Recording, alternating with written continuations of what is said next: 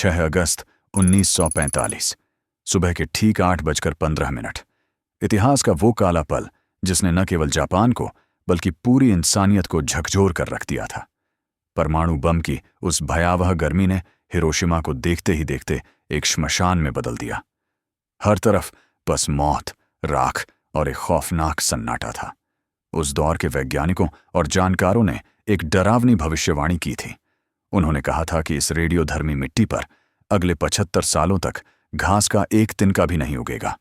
लोगों ने मान लिया था कि हिरोशिमा अब कभी नहीं मुस्कुरा पाएगा।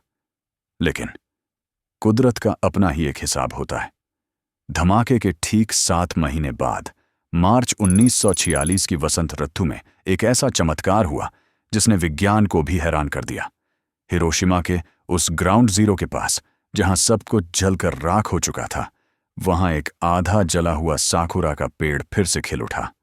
मलबे और धूल के बीच से जब वो पहली गुलाबी पंखुड़ी बाहर निकली तो वो महज एक फूल नहीं था, वो एक टूट चुके राष्ट्र की धड़कन थी। जापानी भाषा में इन पेड़ों को हिबाकु जुमोकु कहा जाता है, जिसका मतलब है बम से बचे हुए पेड़। आपको जानकर हैरानी होगी कि आज भी हिरोशिमा में लगभग 160 ऐसे पेड़ जीवित हैं जिन्होंने उस नरक को झेला था।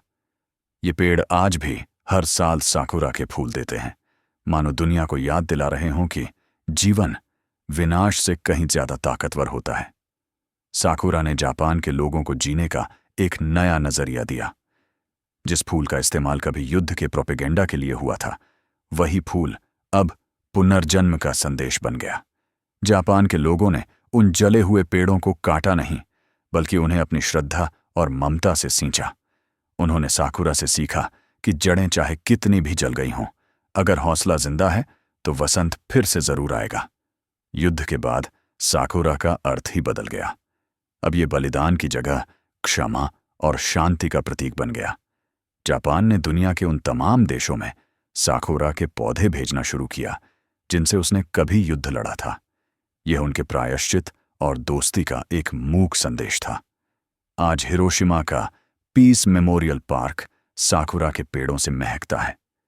जब अप्रैल के महीने में वहां गुलाबी पंखुड़ियां गिरती हैं तो वो उन हजारों मासूमों को एक सुंदर श्रद्धांजलि देती हैं जो उस दिन राख बन गए थे।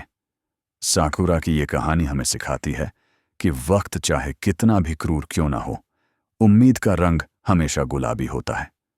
साकुरा ने साबित कर दिया कि जापान हारा नहीं था, वो तो बस फिर से खिलने की तैयारी कर रहा था।